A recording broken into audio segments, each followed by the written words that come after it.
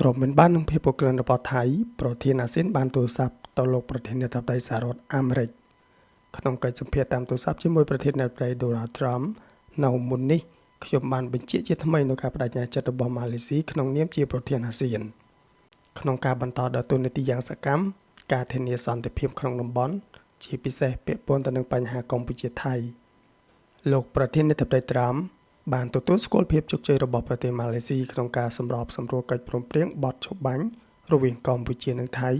ជាសមិទ្ធផលដ៏អស្ចារ្យដែលបង្ហាញពីអធិបតេយ្យភាពរបស់ប្រទេសម៉ាឡេស៊ីនិងភាពរឹងមាំរបស់អាស៊ាន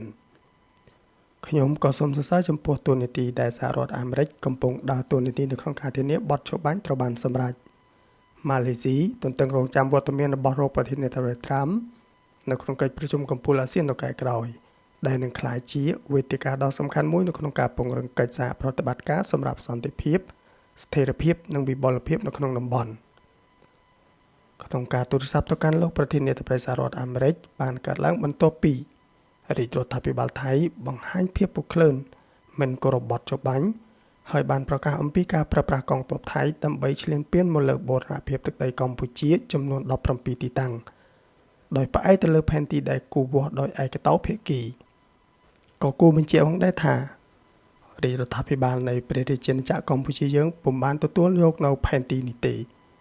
ផែនទីដែលគូឡើងដោយឯកតោភាគីនេះគឺជាផែនទីចោ